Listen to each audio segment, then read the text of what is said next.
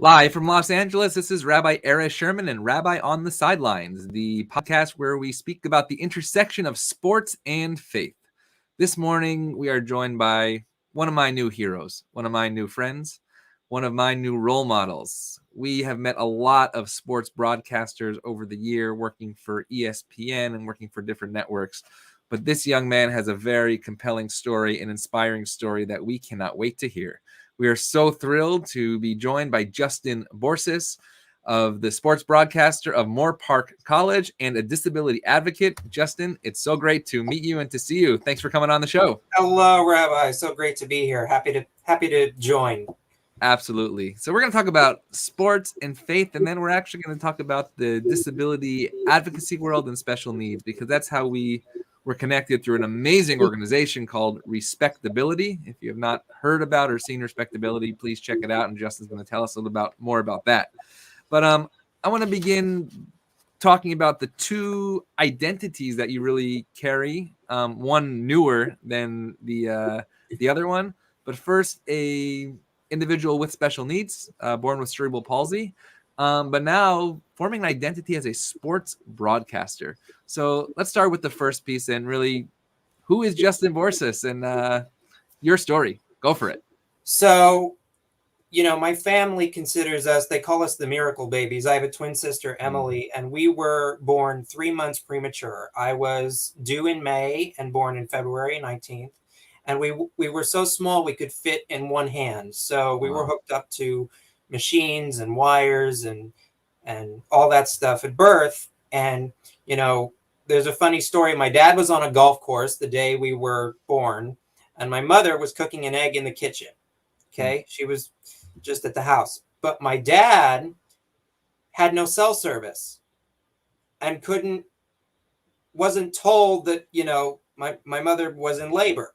So somebody from his tournament, whatever he was playing, races out in a golf cart and says, "Your wife's in labor, you need to leave." And he goes, "What? What's happening?" I'm only on the 10th hole. Yeah, basically. He takes his car and races over to the hospital. So when we were born, my brain was hemorrhaging. I was bleeding.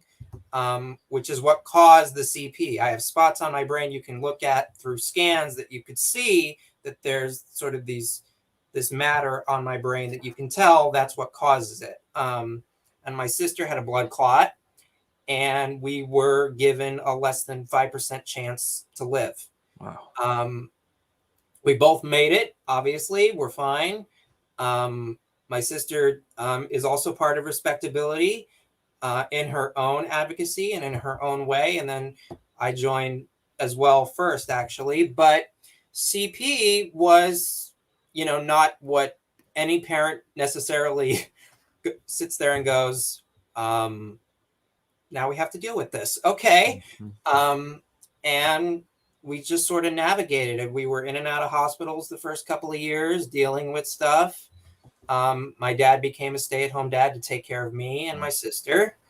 And in the beginning, for me, the CP was about, obviously, the basis. Learning if I could walk, learning if I could speak, learning if I could go to school in general education or if I would need special education. I was in a special ed preschool in the very beginning, just to see what my motor function and what my motor skills would be.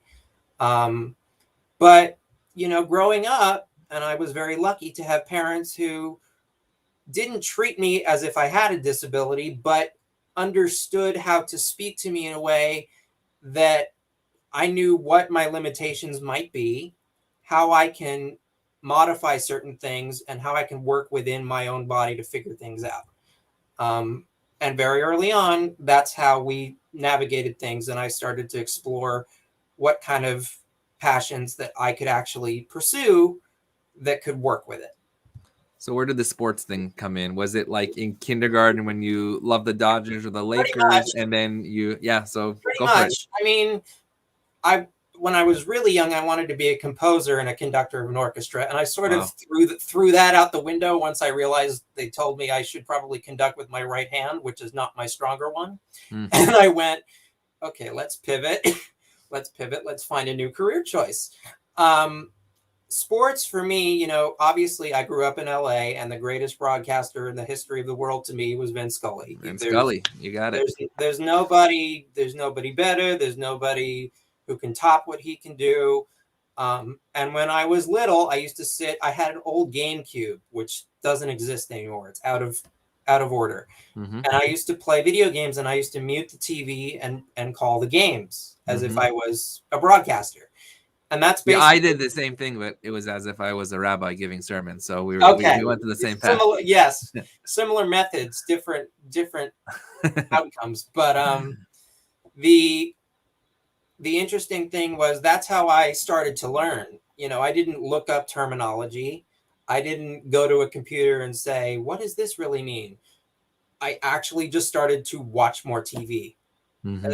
As funny as it sounds, and there are people in this world who go, "You watch too much TV." You know, that's how I started to pick up on things that were, you know, important to know, or terminology that would always be used.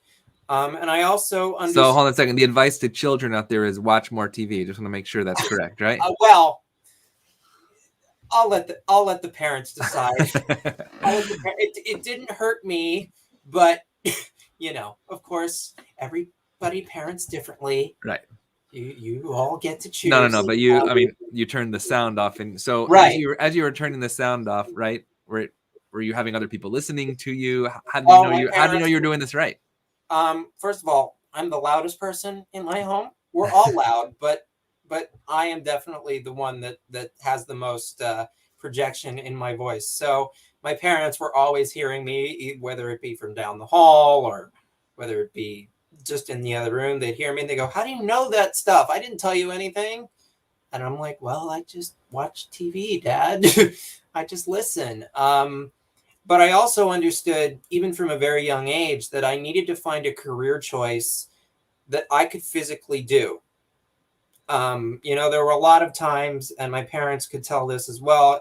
When I was young, I used to say I wanted to be a baseball player or I wanted to be an athlete. And my parents very gently, very calmly said, "Honey, that's probably not going to happen. We want you to dream, but let's keep it realistic." And I had to learn at a very early age that there were going to be things I physically wasn't capable of. Not that I couldn't enjoy my life, not that I couldn't find other things to do and other things that would be great within my life, but I couldn't always shoot for the sort of most ridiculous option. Mm-hmm. And so they said, what is an alternative within the sports field that you think you could do? And I went, "Well, I can talk. I can talk." And so I said, "Let's run with this." And since I've been 7, that's what I've been chasing. And so were you involved with any sports on the physical level as a kid? Either, for instance, Challenger baseball? I played Challenger Division baseball, yes. Love that. Baseball's my favorite sport. It's my family sport. Bowling too, big bowlers. Mm-hmm. But baseball, and for us, it was just a way to get me some physical activity. My cognitive ability was there to a point where I didn't need to, you know, learn what it meant to hit the ball or that kind of stuff. Right. For me, it was about the exercise and about getting outside, and we didn't keep score. It wasn't like a competition. It was just everybody out there having fun. And, you know, I had tons of friends. Interestingly, my first team as a Challenger Division baseball player was the Giants. No, I did not enjoy that. Yeah. Yeah, you know, you're probably aware of this and probably a little too young to remember, but Jim Abbott, who founded the Challenger Little League with, you know, physical disability, one arm. I remember that day when he pitched a no-hitter for the New York Yankees. Mm-hmm. And I actually had a brother with special needs of blessed memory who also I benefited from that. That Challenger Little League really sticks with me in my mind, being a coach and a participant as well. Did you ever have a chance to meet Vince Scully and any other role models out there in the broadcasting world that you took after over the years of your childhood? Well, Jason Benetti is obviously a big one. I think we talked about that just before we came on air. He's another one who lives with cerebral palsy, but is working at the top of the profession with ESPN and Chicago sports and also ABC affiliates out in Chicago. And he's obviously the biggest role model to me right now because he's sort of near my age group, Mm-hmm. is doing this at the top of the profession and doing it well while enjoying what he's doing. Mm-hmm. So, and that's what I love. You know, they don't put him out there as sort of this poster boy or, Right. you know, eye candy.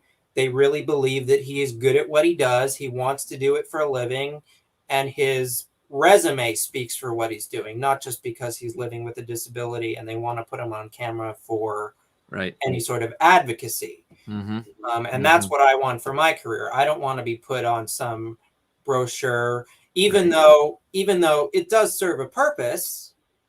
You know, I'm not going to deny that.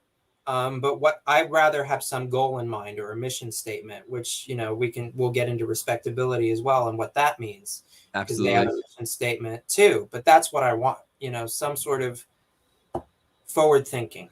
Some great clips of Benetti with Bill Walton. I don't know if you've seen, and he did a lot of UCLA games, but then I believe he went to the White Sox and he did some funny stuff with that. How he manages Bill's stuff is, you know, admirable.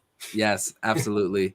I want to shift focus for a second in terms of the Jewish community, because I know you were surrounded by a loving Jewish community that both advocated for you and you became just a model within that community. Tell us about your upbringing within the Jewish community. I believe it was in Thousand Oaks, California, out here, just a couple of miles. Actually, Porter Ranch. Porter Ranch, got it. But Temple Shalom. Avat Shalom, beautiful. Was my synagogue. My rabbi, Rabbi Lutz, while he was there, you probably know him within your circles. Of course. He's amazing. I love him. And so, what did you either enjoy about the community, or what parts did you partake in, and what parts were challenging growing up with cerebral palsy within the Jewish community? I think that's also an important thing to note. You know, one of the greatest parts about it was I've known those people since I was 3 years old. Those are my friends since I was in preschool. My sister went to preschool there. I came every Shabbat. And the amazing part was the disability was never, not only not an issue, but it didn't have to be at the forefront of every conversation. There didn't need to be this, oh my God, what is he going to be able to do constantly? The greatest part about it is they are still my closest group of friends. They are still the people I rely on the most when I feel down or I feel sad. I text them first. I text those. That's my group that I go to if I'm in need of something. If there were any challenges, it's all based for me physically. Obviously, you can tell I'm talking to you right now, and everything's fine. The movement was always the problem. You know, I was in a walker as a child, and then as I got older, we started to use crutches. I couldn't necessarily hang out with people or enjoy outside functions like a Purim carnival or some sort of beach cleanup for the environment, or because the safety was a concern, my stamina was a concern, my ability to be able to pick things up or carry things or enjoy the entire festivities would be an issue. And that was always hard because that's where my disconnect comes in. You know, you look at the social media feed or you look at pictures and you go, look at all these people having fun. And I'm sitting on the couch sort of.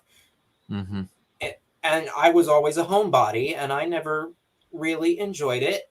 I'm an extrovert by nature. I like to be out. I like to be with people. And I never blamed anybody because it's not their fault. It's not like they did anything that would have excluded me from it. In fact, they invited me to events and I would always get text messages. It was just the nature of my life. I just couldn't go out and do, especially if I relied on my parents for things like transportation and safety and making sure I was okay. But my friends always helped me get food. They always made sure I was taken care of. And I was in Pormspiel also for TAS all the time with my theater department and the department there. And so much fun. So you mentioned the times that you're sad, and mental health is a huge piece of the world right now. Over the last 2 years, absolutely, children and adults alike. Even here at Sinai Temple, we have a new mental health center. It's never been part of synagogue Jewish life before. But you mentioned that you went through very difficult times of depression, times of sadness, times of suicidal thoughts. You had to learn to walk again. right? People just complain when they put their foot on the ground and it hurts because they're getting out of bed in the morning. Where did you find that support, and how can the world around you and us do a better job today in acknowledging that that need is there? It takes a village. You know, Mm. the saying is true.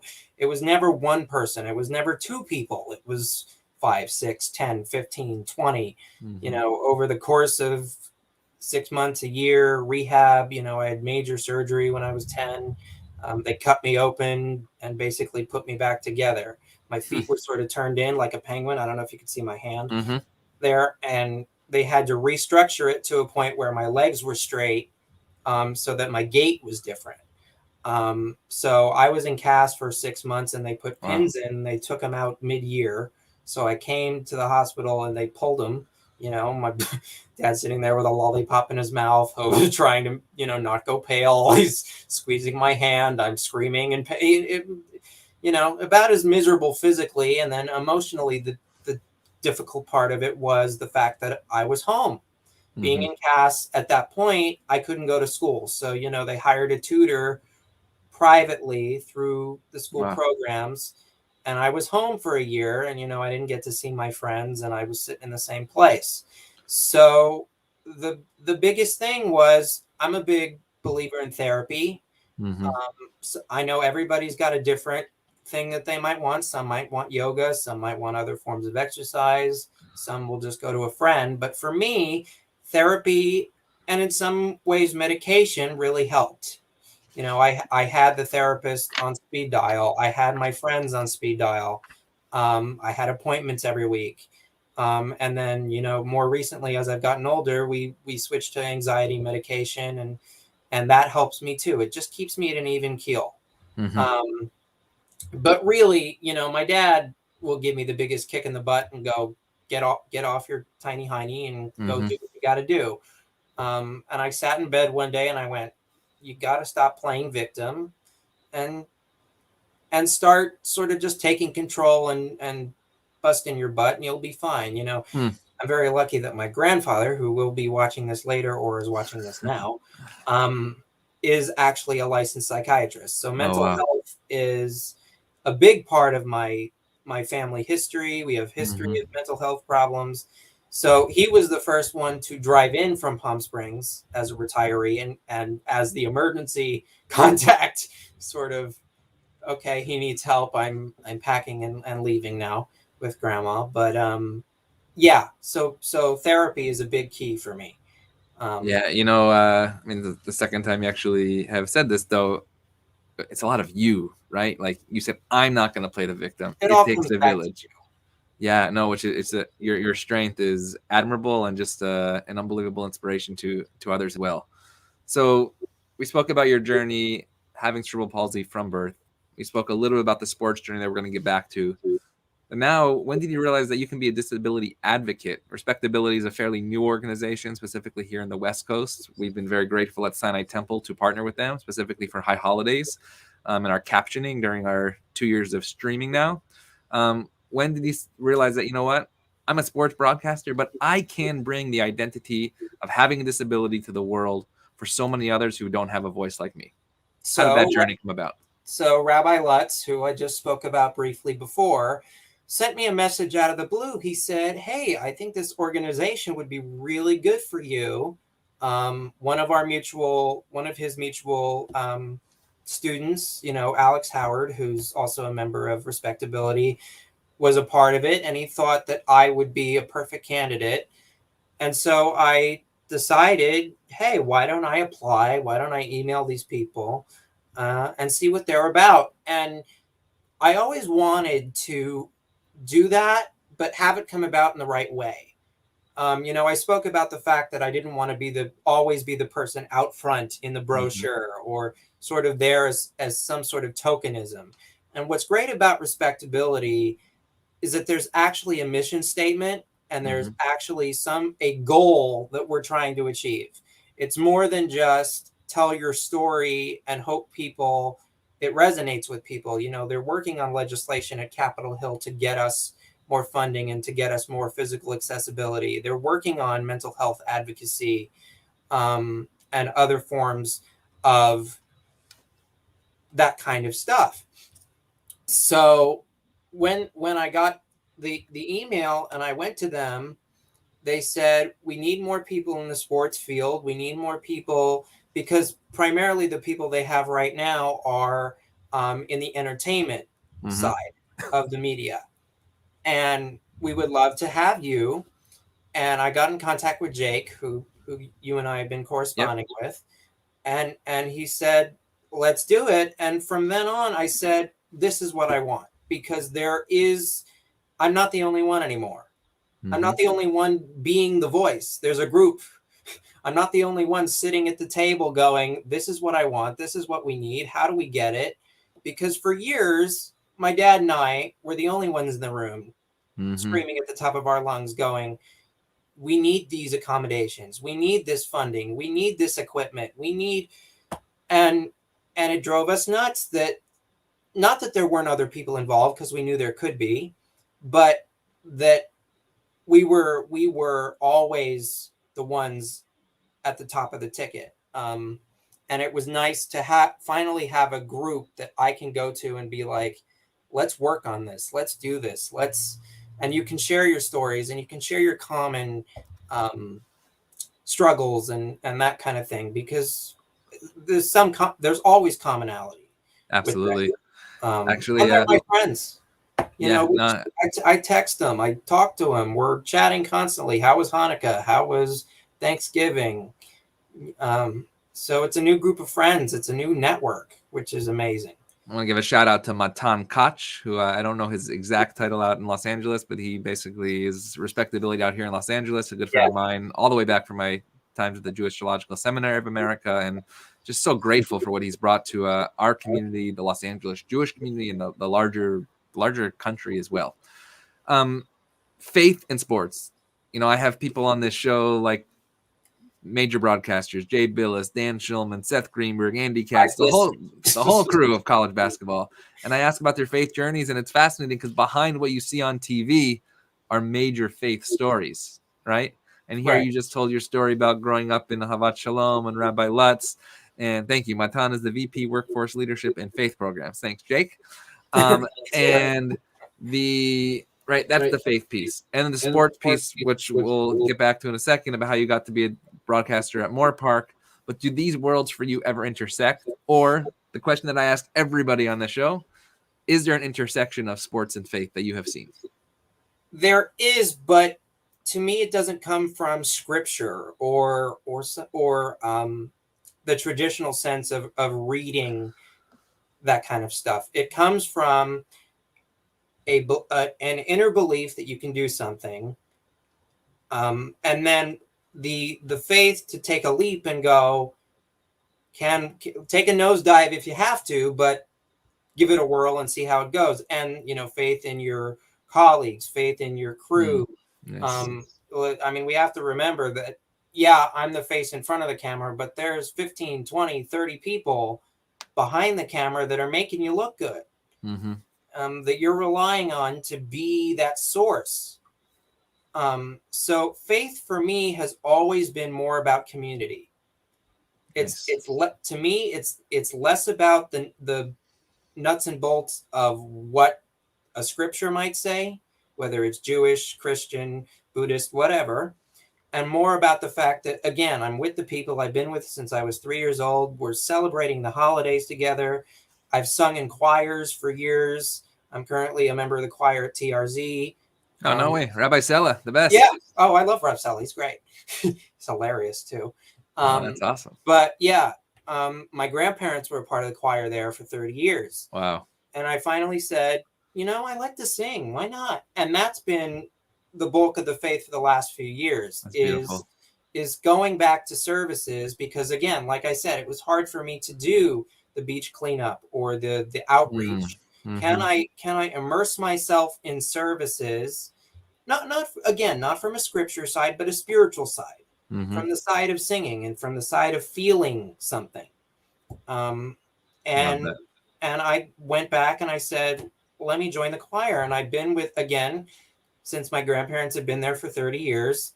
It's like, I call everybody aunt and uncle over there. It's Aunt Phyllis because they're all the same. They're all the same people that saw me in diapers. Mm-hmm. So, and that roots itself in family traditions as well. I used to, we go to services Rosh Hashanah, Yom Kippur every year. We have the Passover Seder. We do Hanukkah as a family. Obviously, with COVID, the last few years, we've had, right? Adjust and forego certain holidays, but that's where it's rooted, is just in the tradition of, this is what we've done, this is what you can do, this is what you enjoy, and I make my own adjustments from there as to what I believe and what I want to practice. So I want to ask you a question about how you then got finally behind the mic, right? You said, great. It's easy to do it when you just turn on the TV and make and mute it and you become Vince Scully. It's a lot harder to actually do it in real life when you are the voice that not just one person is hearing, but the entire world who is listening and watching. So you had to find that path, and you did. Take us to that path towards the seat behind the microphone and the camera in Moorpark College. So the first day of orientation, we're supposed to go a week before school starts. I was preparing to be a student at Moorpark to get my general education done before I transferred to CSUN, which is where I am now. That's Cal State Northridge for those watching. Yeah, Cal State Northridge. Sorry. The Matadors. Go with the entire title there. But when I went to orientation, we're going to get our student IDs, and this amazing professor, Kristen Sullivan, who's the head of our ASMC department there, turns to me as we're getting them, and she goes, after I told her what I like to do, she says... Sorry, just define ASMC for the audience as well. Associated Students of Moorpark College. It's basically the student-run program for our what we want to get done for the school. Got it. And she runs that department, and she said you should meet Ryan Ketchum, who at the time was our lead play-by-play announcer for all of our sports coverage. He's a big, tall redhead. I will be sending him this link when this is over. We still talk all the time. Sure. But so I go out of the room, and my dad's with me, and he screams down the corridor that we're walking down. He goes, "Ryan," as loud as he can. And he turns, and he walks over, and I take over the conversation. And I say, "Hey, this is who I am. This is what I like to do. Is there any room for you to help me join this broadcast? I hear you do a YouTube live stream." And he said, "Absolutely." And I asked him, what's the attire? Do we wear suits? Is it polos? Are we in jeans? Full suits, ties, whole 9 yards for home games. And he says, "First game's in 2 weeks." And I went, "I'm sorry, what?" Okay, I guess I will be seeing you in 2 weeks. Fast forward to the first day of school, and I'm walking into my first theater class for the year. Sat down, who's next to me but Ryan. And then in walks my other broadcast partner for the season, Nick Federico, who was there for the first few years we were doing it. So it was very fortunate. And I guess, if you believe in superstition, it was meant to be. No, we believe in faith, Justin. Yeah, faith. That's right. If you believe in faith, it's meant to be. Yes. And I turned and I was like, how is it possible that the two people I'm going to be working with happen to be sitting right next to me in class? And 2 weeks later, I'm in a full suit and tie, and I'm working my first game, which to this day, I cannot remember. I cannot remember it was such a blur. I cannot remember a word I said.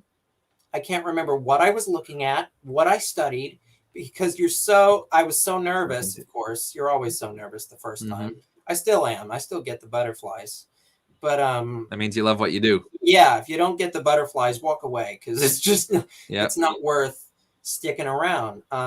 And now, as we sit here, I'm year 3 broadcasting for them. I've since transferred away from the college itself, and I'm at CSUN for school. I've taken over as head play-by-play man. I was color commentator for the first couple of years, and I've taken over the administrative duties and sort of managing the broadcast itself. Wow. So what does Justin Borses' journey look like in the next 5 years?